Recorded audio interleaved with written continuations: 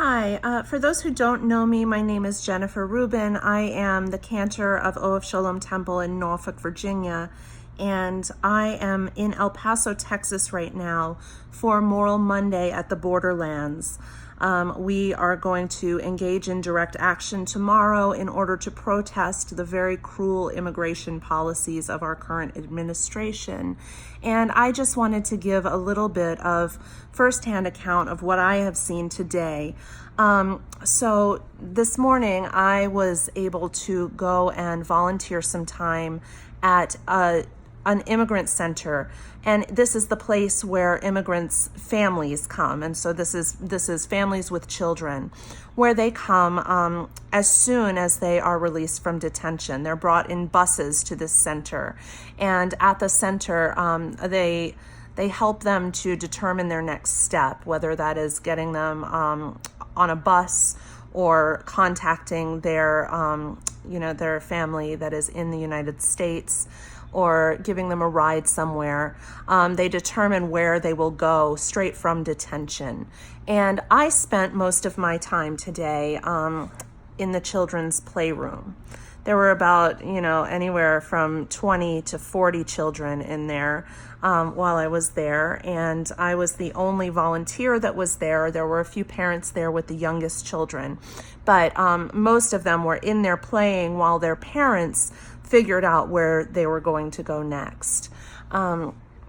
So it's hard for me to even speak about this. It was so difficult to see. And what really struck me is that these little kids were absolutely no different than your kids when I am able to play with them at Kids and Kiddish.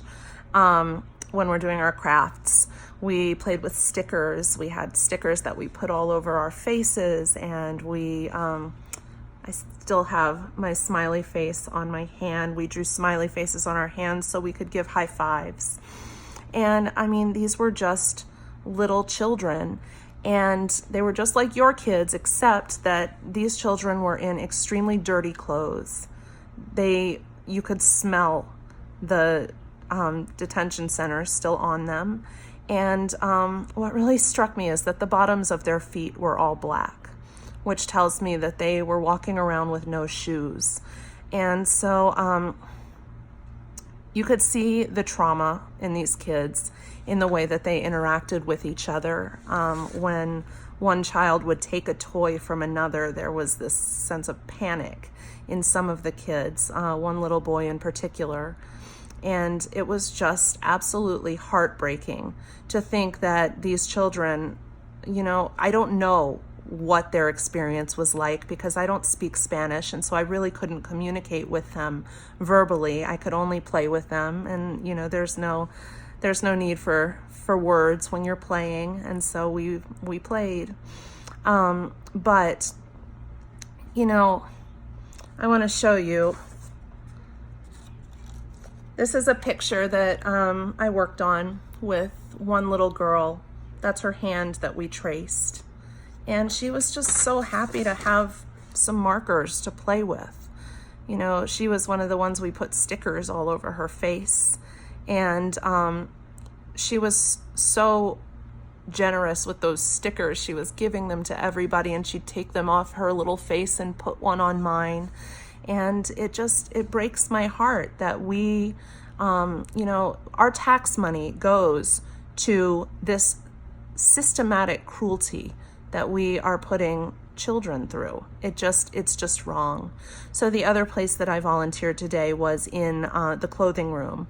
And in this room, the families will come in, and they are each, they have a little voucher, and with that voucher they can get one shirt and one pair of pants and one pair of underwear. And if their shoes are inadequate, then they can also get a pair of shoes. And those will be their only earthly possessions except for the things that they are wearing. Because when they enter an ICE facility, everything is taken from them, and they don't get that back. Everything is taken from them down to their shoelaces. And so I helped these families along with other rabbis. We helped them to pick out clothing and find their sizes. We didn't have adequate sizing for everybody, especially some of the bigger toddlers. We had a really hard time finding clothing for them. And what really strikes me is it doesn't have to be this way. We as a country have the resources, we have them to take care of these people and to treat them as, the people that are made in God's image, just as we all are. I've said over and over again on Facebook that Torah tells us to love the stranger, for we were strangers in the land of Egypt. And that is a commandment, to love the stranger. It's repeated 36 times in the Torah. When something in Torah is repeated once, it means to take note. 36 times tells us that this is the thing that determines our character. This is it. And right now, our character is not very good. And so tomorrow, I, along with, many of my colleagues, are going to head to into this direct action. We're not sure what's going to come of it or even what it's going to look like. But, I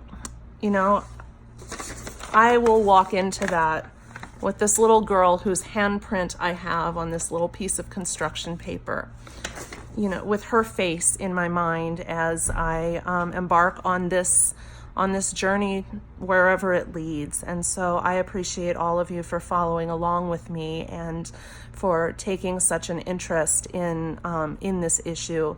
It really is, we have to stand up. It's time. We have to stand up. We cannot let this stand as, those of us who are Jewish, or those of us who are people of faith, or just those of us who are people of moral integrity must stand up. We must do it now. Now is the time. We said never again after the Holocaust. I'm not saying that this is the Holocaust, but I am saying that this is the kind of cruelty that we were saying never again to. And so, I hope that you will wish me luck as we head into this action tomorrow. You can follow along with me on Facebook as much as I am able to document, but I'm not sure how much that's going to be. But do follow Repairers of the Breach on Facebook, and I'm sure that they will be posting some updates. And I will see you on the other side.